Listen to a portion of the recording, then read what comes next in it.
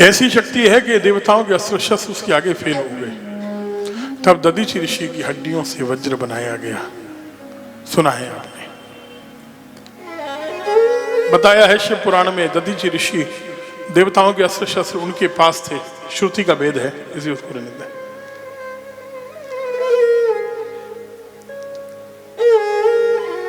उनका सत्व भी गए थे, उनकी हड्डियों में बल था वो शस्त्रों का। अलग अलग शस्त्र बने, रीढ़ की हड्डी से वज्र बना। असुर भाग गए, वृत्रासुर खड़ा रहा। वृत्रासुर ने कहा, सुन मैं जानता हूं इसी वज्र से मरूंगा, लेकिन 2 मिनट रुक जा, भगवान का ध्यान करने दे। पिछले जन्म का भक्त था, एक राजा था चित्रकेतु नाम का, ये आगरा के क्षेत्र का राजा था। ये बेटे के मरने पर जब ये रो रहा था, इस सुबह इसकी बात हो रही थी, चित्रकेतु की, शूरसेन देश का राजा। बेटे के मरने पर जब रो रहा था तो नारद अंगिरा ऋषियों ने कहा, चल क्यों रोता है? बोले बेटा चला गया, उसकी आत्मा चलेगी, बुलाते हैं। आत्मा को बुलाया, शरीर में प्रवेश कर। हम कहते हैं उस आत्मा ने कहा, कस्मिन जन्मन्यमी मय्यम पितरो मातरो भवन, किस जन्म के माता पिता हैं ये तो बताओ, मैं इनको नहीं जानता। अरे ये तो तेरे माता पिता, अभी तो तू 1 घंटे पहले तो निकला शरीर से। आत्मा ने कहा, मैं अटैच नहीं होती किसी से, बात समझ रहे हैं? मैं चिपकती नहीं हूं। जो चिपकता है वो इंसान होता है। मैंने शरीर छोड़ा, हम भूल जाते हैं किसका शरीर था। ये जो मूवीज में दिखाते हैं ना, वो आत्मा भटक रही है, वो उस घर के आगे पीछे भटक रही है। ये कौन होता है? जो अतृप्त होता है, जो अंत में इच्छा लेकर जाएगा ना, उस आत्मा की तृप्ति नहीं होती, वो लौट के आएगी। वो आपके घर में भले कीड़ा बन के आए, ऐसा ऐसा उदाहरण है, आप आश्चर्य करेंगे और कहेंगे ये क्या बोल रहे हैं। कुत्ता बन के भी उस घर में आता है, उस घर को छोड़ेगा नहीं। कई बार आपने देखा होगा, आप किसी जानवर को घर से निकाल देते हैं, वो फिर आ जाएगा आपके दरवाजे पर। कुछ गाय ऐसी होती हैं, वो आपके घर से ही लेती है रोटी और बगल वाले के घर से नहीं लेती। क्यों? ऐसा क्या है आपकी रोटी में? आपको समझ में नहीं आता कि वो आपके घर पर ही क्यों आती है। ऐसे सब प्राणियों के लिए आप कभी जरा ध्यान से देखोगे, चेक करके तो पता चल जाएगा। शरीर, उसका संबंध तो दीजिए, उसका प्रेम आपसे जुड़ा है, शरीर से जुड़ा है, उस घर से जुड़ा है, वो उस घर को छोड़ नहीं सकता है वो प्राणी। फिर आएगा नया रूप लेकर। या आपके घर में नाती पोता बन के आ जाएगा, पड़पोता बन के आ जाएगा, आएगा आपके वंश में फिर से लौट के, जहां मोह अटक जाता है। किस जन्म की बात कह रहे हो? अब चित्रकेतु को लगा कि जिसके लिए मैं रो रहा हूं वो मुझे जानता ही नहीं, छोड़ो, मंत्र दो, मैं भजन करूंगा।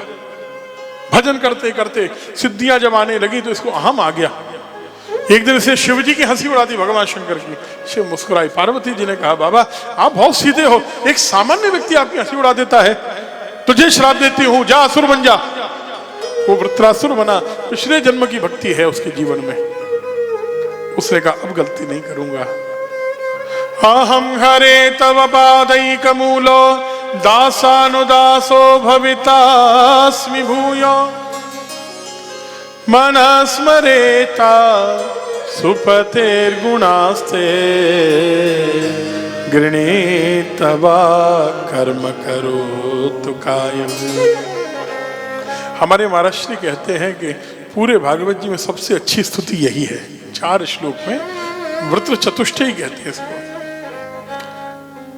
देखो, अपना धर्म और संतों का धर्म दोनों में अंतर है। अपना धर्म क्या है समझना इसको।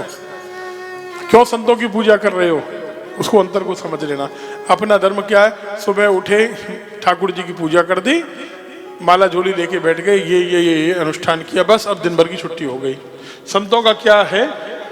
हर समय जब समय मिले तब नहीं, भजन से समय मिलेगा तो कोई और काम कर लेंगे, समय मिलेगा तब भजन करेंगे नहीं। ये गृहस्थियों का हमारे आपके लिए कहा भजन करने का समय निकाल लेना, और संत कहते हैं कि भजन करने से समय निकलेगा तो और काम के लिए देख लेंगे, और हम कहते हैं कि समय मिल गया और कामों से तो भजन कर लेंगे। अंतर समझ गए? इसलिए संतों की पूजा है। नहीं तो लगता तो ये ना, ये भी गाड़ी में घूम रहे हैं, ये भी घर में रह रहे हैं, ये हमारे जैसा खाते पीते, अंतर क्या आया? अब अंतर जरा समझ लेना। और संत कहता है भवितास्मि दासानुदासे। ठाकुर जी बस आपके चरणों से जुड़ा रहा हूं, हर जन्म में प्रेम देना मुझे, और कुछ नहीं चाहिए। अर्थ क्या है हमारा? दूसरा पुरुषार्थ कहते हैं अर्थ। अर्थ माने हम क्या कहते हैं? ये दौलत देना, ये दौलत देना, इतना देना, एक फैक्ट्री लगाना, फिर 4 करना, फिर 10 करना, एक नया बंगला, फिर 20 प्लॉट। मैं दार्जिलिंग घूमने जाऊं तो वहां भी मेरा एक बंगला हो, मैं मनाली घूमने जाऊं वहां भी हो, फिर और थोड़ा पैसा है स्विट्जरलैंड जाऊं तो वहां भी मेरा एक बंगला होना चाहिए। ये अर्थ है ना अपना। इस दिवाली पर नया नेकलेस, और अगली दिवाली पर नया नेकलेस, और अब मेरी जन्मदिन है उसका नया नेकलेस, और फिर शादी की वर्षगांठ है उसका नया नेकलेस, और अब ये मोबाइल हर साल नया नया लेटेस्ट मॉडल आ रहा है। सितंबर में फिर नया मॉडल लॉन्च हो जाएगा, फिर एक दे दो, फिर अगले सितंबर में आया तो पुराने को हटाओ, फिर नया दे दो। ये अपना अर्थ है कि नहीं है? सितंबर में ही आता है।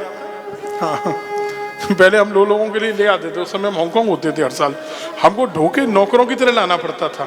तो दीजिए अपने यजमान वहाँ, उनके सबसे पहले वहाँ लॉन्च होता था, ढोके ले आते थे 4-5 अपने ब्राह्मणों को बांट के। फिर हमने कहा भाई तो हम तुम्हारे कुरियर वाले हैं क्या? ये 4-5 साल से तुम कभी ये नहीं कहते कि महाराज आपके लिए भी एक बस लाओ और इनको दे दो। चलो हंसी मजाक की बात है। अर्थ क्या है? बेकार में चिपके जा रहे हो, वो मूर्ख बनाए जा रहे हैं हर साल, और आप बने जा रहे हो।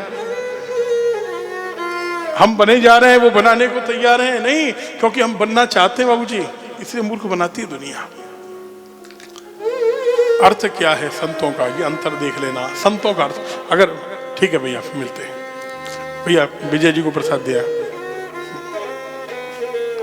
मनीष जी विजय जी जा रहे हैं, उनको एक बार दोनों को प्रसाद देते हैं।